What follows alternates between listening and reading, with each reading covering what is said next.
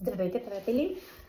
Както миналата седмица бях обещала, ще направя едно видео, в което ще ви покажа различни модели есенни боси обувки, които може да откриете в магазина на Bossy.bg, като съм се справила главно на тип боти, надлезена, които хем да са стилни, хем да са удобни, хем да стават за променливото време навън. Първите, които фащам, това е един от моделите на Shape-on, който е малко по-нисък, с цип отстрани, изключително гъвкав. Както се вижда, на Shape-on обувките наистина са много гъвкави, изключително леки са, с много хубава подметка, която има много добро сцепление. И отвътре има, този модел, отвътре има съвсем лека, не знам дали се вижда хубаво, по-плътна подплата, но не е тип вълната, както на зимните обувки, леко като платче. Тези са, специално този модел, на цена 272 лева. Днес ще ги коментираме като различни модели, различни цени, ще ви покажем всеки един от тях. Много красиво стои на крака. Ще сложа после снимки с всеки един от тях. И така, това е типична есенна обувка. Предвид последните години, когато зимата беше доста топла, не знам тази година как ще е, аз лично бих издържала с такава обувка и с една вълнена стелка, дори и зимата. Друг модел, пак с ципчета погледна. Ето, пак ще я хванах. Значи тук кожата е малко по-различна, вижте, тази ще е по-лъскава, в сравнение с тази. Но и двете са си гладката част на кожата. Тук е една идея по-стилна заради тази кришка, която имат. Пак с цип отстрани. Тук са изцяло кожени отвътре. Няма никаква подплата по-дебела. Цената на те е 292, малко по-скъпа. Малко по-високо идва. Ето вижте, спрямо глезена. Но и двете обувки смятам, че са много добър избор, както за ежедневна обувка, така и за по-официални случаи. Същата подметка, пак супер гъвкава, супер лека и много удобна. Нали, пак за Shape специално казвам, имам техни обувки и знам колко всъщност са удобни. Така, добре, да сме почнали с Shape, да си търсиме Shape. Така, да си ги подреда малко тук, тъй като съм хванала малко повече. Така, добре. Значи сега това, следващото, което е, това е кабинката. Тази, която по-рано качих снимки с тези, които аз си взех, черните. Аз казах, че ще останат черните, но ето тези, които са с жълтия кант, са наистина много готини и много приличат на Доктор Мартенс. Те отвътре са изцяло кожа. Въпреки че са връзки тук, имате страничен цип. Тук са още по-високи на височина, спрямо глезена. Аз смятам, че ще си ги нося зимата, но нали, аз съм си свикнала, дори маратонки нося зимно време, не нося много дебели, за много дебели си имаме ни, за много студено време, за много по-дебели обувки имаме ни трейски на Биленка, които смятам също да си нося тази година. Но това смятам, че примерно за моя стил, знаете, ходя главно с рокли, поли и така нататък, ще бъде много добре, но днес в магазина ги тествах с дънки и също стоят много добре. Пак същата подметка, гъвкава, много лека и само да кажа, ето този тип подметка, това е старата подметка на Shape. Сега имат нови модели с една малко по-различна подметка, но тя е много гъвкава. Всъщност тази е старата. Нищо не отстъпва на новата, много добро сцепление прави и също са много леки. Това, което ме кефи на кожата, че е по-скоро лачено. Ето мисля, че се вижда и аз лично харесвам такива неща. Просто имате, ето вижте, 3 обувки на Shape, 3 различни кожи. Така, слагаме Shape отстрани. Цената на кубинките е момент само 292. не ви лъжа. Да, 292, значи ините бяха 272, а кубинките по-високите боти с коленчето са 292. Изцяло мога да кажа, че вече съм голям привърженик на Shape'n и на мен лично много ми харесват. Имат и зимен модел, но за зимните модели ще направя отделно клипче. Искам да покажа есените, тези, които са точно и за този период от годината. Така, сега, това е Xero. На тях съм ви правила ревю, такива си взех също. Сигурно малко се допълват с Shape'n, но все пак имат съвсем различно излъчване, тъй че ще си ги нося и двете.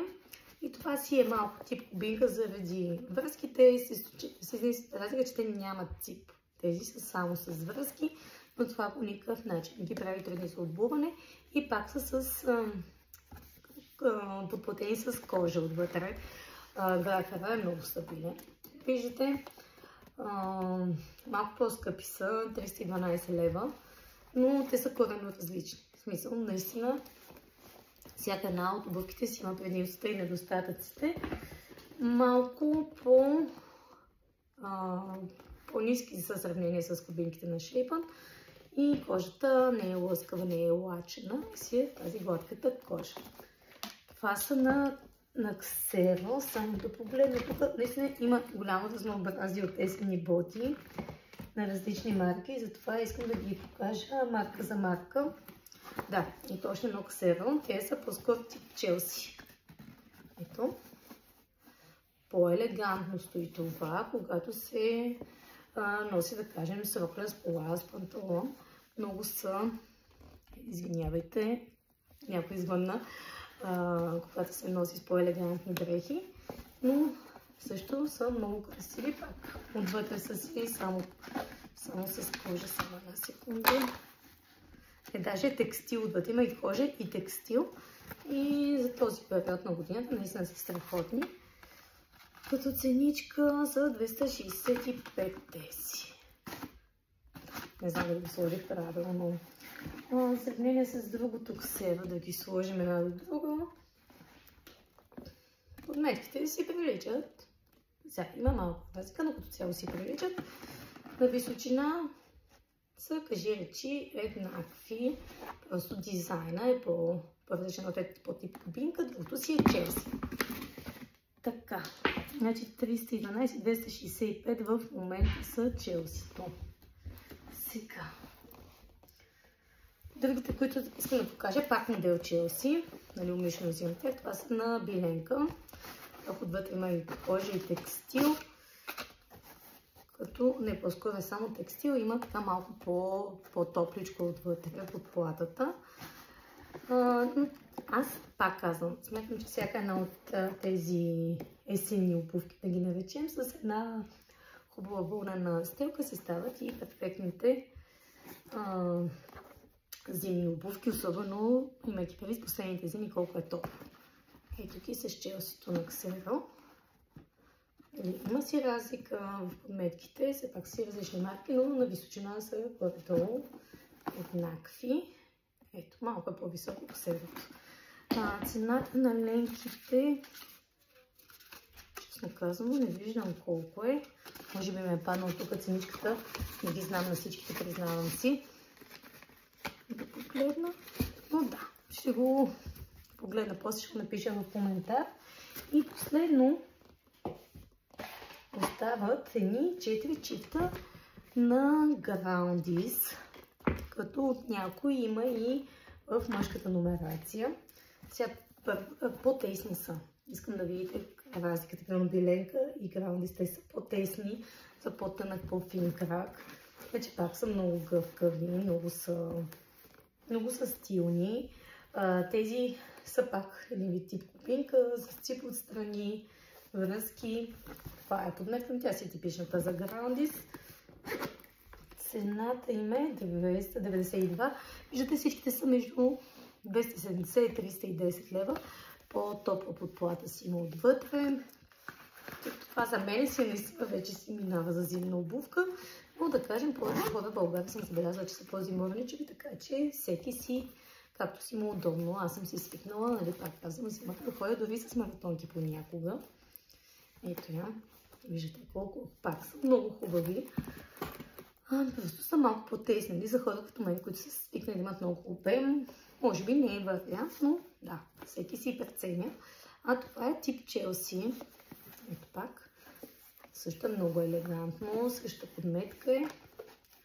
Отвътре само да извадя картончето си е текстил главно. Пак си има лека топла подплата. А цената им е... Съжаление не виждам колко е цената, но на тези, които не видях, на Челсито на Ленка, на Челсито на Groundis, напиша отделно коментар каква е цената. Ето ги, сравнение с... Пак ги слагам до Челсито на Биленка. Много по-тесни са. И ето ги с едни шейпан да ви сложа. Шейпан също са широки. Доста широки. Аз въпреки, че не съм с широко стъпало, 9 см моето стъпало, аз обичам да имам голям, много пространство в краката. По цял ден съм на крака и ми е много по-добре, ходя много пеша и го предпочитам да имам и на широчина и на дължина аванс. Сега следващите две моделчета на Groundis има и в мъжки номера. Едната е по-фина подметка, другата си е стабилна зимна подметка, която да прави голямо съпротивление, когато навънка е по-плъзгаво, заледен, има сняг и когато има малко по-сурови условия. Така, тук си е много по-плътно отвътре. Тук също не виждам ценичката, но пак на всичките, които не съм видяла ценичка, ще напиша после в... извинявайте, 332 лева, малко по-скъпи са, но това е завиди подметката, предполагам. Също са си една идея по-тесни, но тук пак казвам, има и мъжки номера, големи номера. Знаете, че при българските обувки много няма значение мъжки, дамски размери, всичко се определя от размера. А тази си е с по-фината подметка. Пак е... Подплатата на Groundis на всички е на такова много мекичко, много топличко. И смятам, че наистина биха се държали добре, дори при зимни условия. Те са 247 са тези, малко по-ефтини са, но всичките модели са изключително красиви и много удобни. Ето сега ще сложа пак Groundis с шейпане една до друга. Тези, които са тип кубинка, да се види разликата в широчината. Въпреки, че сега това е малък номер, това е голям, не се вижда, не е толкова ясно, защото все пак колкото по-голям номер е, толкова и широчината се променя. Но ето тук повече може да се види как се променя и съответно тип кубинка на ксеро. Ето, наистина има много голямо разнообразие от марки с много различни модели, като широчина, с различни подметки, така че всеки да намери това, което търси за себе си, което най-много ще опасва в ежедневието. Това е до есените. Колко? 2, 4, 6, 8, 10. 10 модела, 10 различни модела, на 4 марки ви показах. Има избор, има номера, сега от някои модели нормално повече по-бързо свършва, да ви по-бавно, но със сигурност, ако дойдете в магазина на Bossy.bg, ще намерите много хубави модели и съм убедена, че за всеки един крак си има моделче. Това е за сега и с малко ще покажа пък зимните. Чао!